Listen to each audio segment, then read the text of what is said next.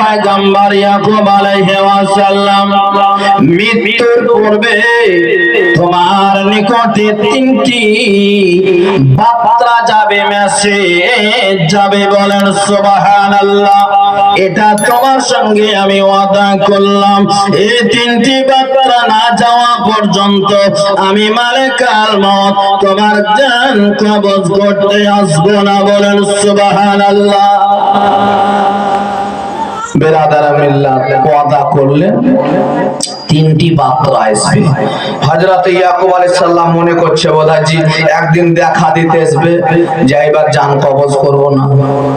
আবার একদিন দেখা দিতে এলো, জান কবজ করব না। আর একদিন দেখা দিতে বলে জান কবজ করে নিব। এটা বলবে গো, এটা বলবে। বাপজিরা আমার, সোনা মানিকেরা আমার, খুব মনোযোগ দিয়ে শ্রবণ করবেন। আল্লাহ রাব্বুল আলামিনের পয়গম্বর হযরত ইয়াকুব আলাইহিস সালামের সঙ্গে ওয়াদা করে নিলেন ইসরাইল আলাইহিস সালাম। ইসরাইল সালাম ওয়াদা করলে তিনটি মওতের পূর্বে সবার কাছে বার্তা যাবে। এই বার্তা না যালে তোমার মৃত্যুটা আমি ইসরাইল কবজ করব না। বলেন সুবহানাল্লাহ। ও মুসলমান বাপজি ভাইরা, সোনা মানিকেরা আমার, আল্লাহ রাব্বুল আলামিনের ফেরেশতা হযরত ইসরাইল সালাম অনেক দিন পরে হযরত ইয়াকুব আলাইহিস সালামের কাছে চলে এসেছে। আল্লাহ পয়গম্বর হযরত ইয়াকুব আলাইহিস সালাম বলতে লাগলেন, ও ইসরাইল, তুমি তো ওয়াদা খেলাফ করছো, কিসের জন্য এসেছো? বলতে লাগলেন, আপনার কাছে এসেছে কারণে জান কবজ করার জন্য। বলেন সুবহানাল্লাহ। জান কবজ করার জন্য এসেছি তোমার কাছে। আল্লাহ পয়গম্বর হযরত ইয়াকুব আলাইহিস সালাম বললেন, এটা তুমি ঠিক করছো না। তুমি তো আমার সঙ্গে ওয়াদা করেছিলে যে তিনটি বার্তা না যাওয়া পর্যন্ত তোমার জান কবজ করতে আসবো।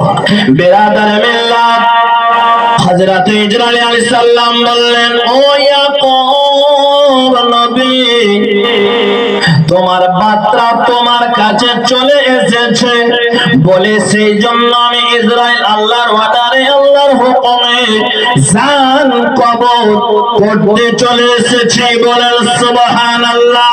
এক নাম্বার মেসেজ, তোমার মাথার চুল পেকে গিয়েছে, দাঁতগুলো লড়বড় করতে শুরু করে দিয়েছে। বলেন সুবহানাল্লাহ।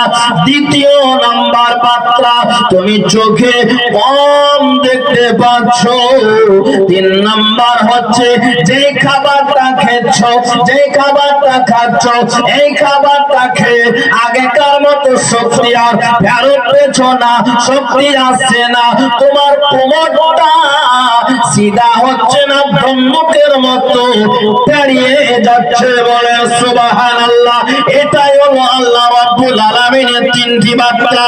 তোমার আপনার কাছে, সব মানুষের কাছে এই বার্তাটা আসলে বুঝে নিতে হবে আমার আল্লাহ পাক রব্বুল আলামিন মেসেজ দিতেছে। এই মেসেজ কাছে পেয়ে আমরা গরম যজ্ঞ করে না, মেসেজ পেয়ে চুল পেকে গিয়েছে তো কি হবে?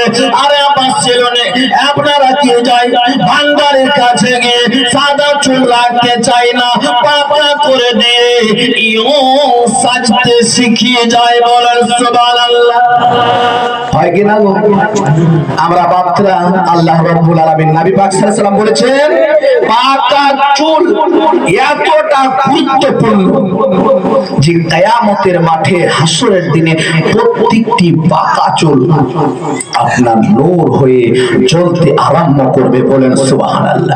বেরাদার মিল্লাত মুআজ্জাজ সামাইনে কেরাম, আমার দয়াল নবী মুস্তাফা কালে কামলে ওয়ালে আকা নবী মুহাম্মদুর রাসূলুল্লাহ সর্বপ্রথম এই কালে কালো চুলকে, এই সাদা চুলকে কলম ব্যবহার করেছে আবু জেহেল। ওই কাফেরের দলেরা এই জন্য ব্যবহার করেছে যে আমাদেরকে ইয়ং বলবে, আমার মাননেওয়ালারা, আমার গণ্যওয়ালারা আমাকে ইয়ং বলে বাদশা বলে জানতে পারবে আমার দরদি নবী সাল্লাল্লাহু তাআলা আলাইহি ওয়াসাল্লাম আজকে 1500 বছর পূর্বে বলে দিয়েছে তোমরা সাদা চুলকে পাকা করো না, আমি নবী বলে গেলাম। আর যেটা করবে ওটা বুঝলে দলেদের ভক্ত হয়ে যাবে। পাকা চুল করা জায়েজ আছে।